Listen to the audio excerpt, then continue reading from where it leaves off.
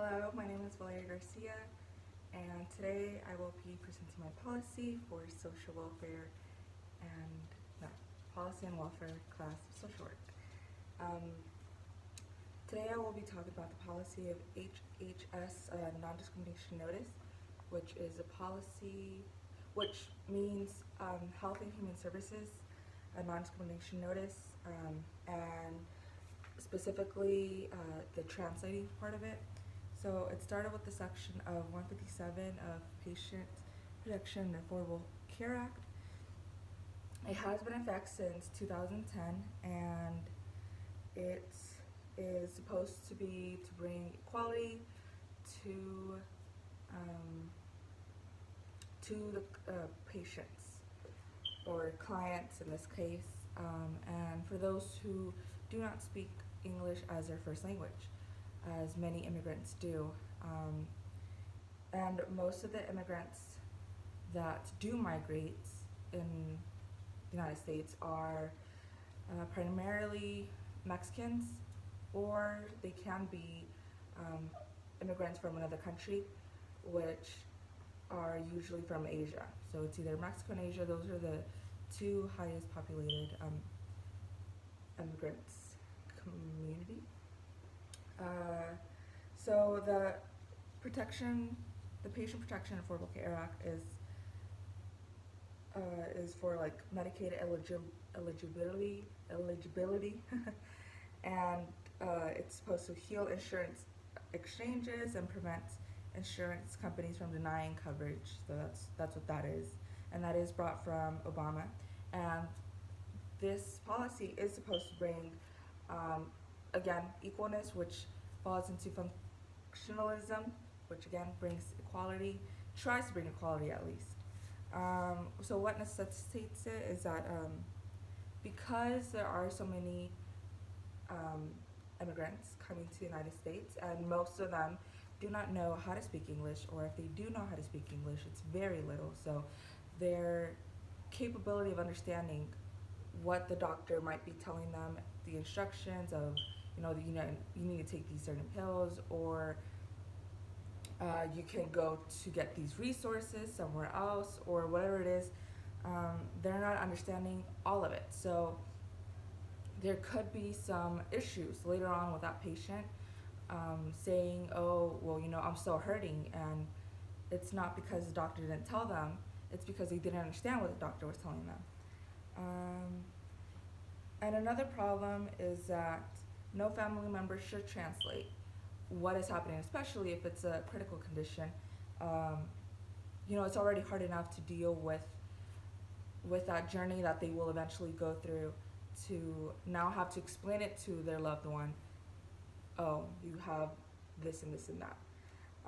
And then a major issue is that 1/3 of the hospitals have no interpreters.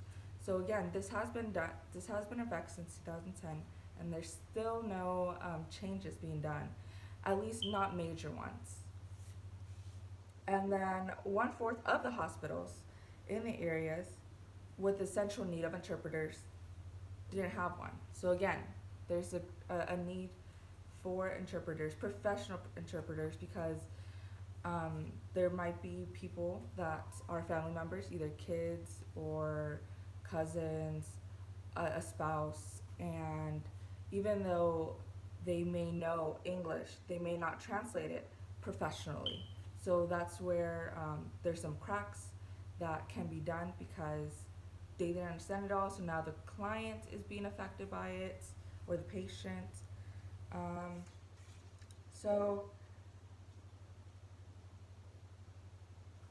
In order for the translating to occur, it can be either spoken, written, signed for those who need sign language, and even a video. So if there's like a simple procedure that needs to be done and they can explain it in their language, that's great.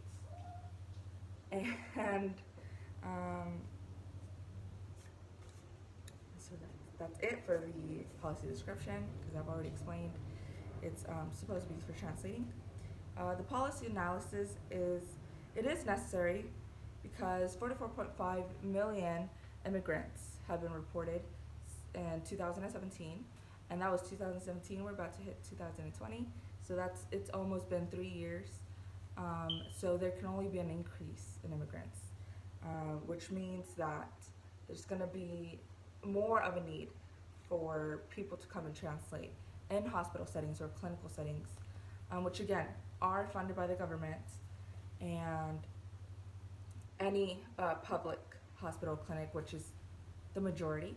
So there are those resources, but just hospitals aren't taking that in as a maybe like a priority.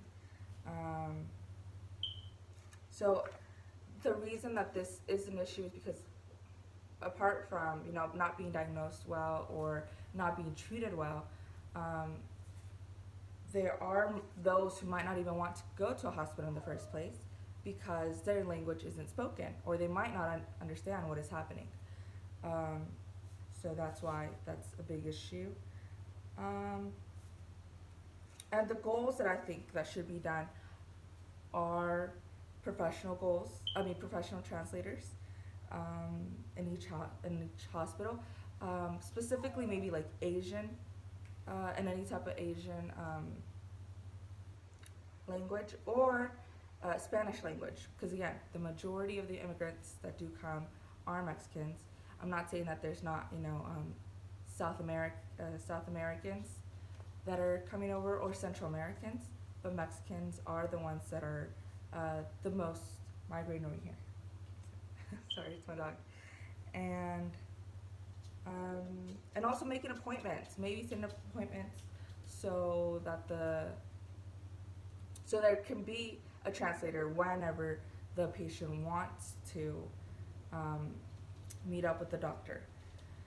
And again, there shouldn't be a need for an appointment because there should already be one there. But if the patient doesn't know, you can always, if they want to make an appointment ahead of time, you can always, the person in the desk can be like, oh, do you want to set up an appointment for a translator? And they can say yes. And that's basically my policy analysis. Thank you for listening. I know I went over time just a little bit. And I hope you have a great day. Bye.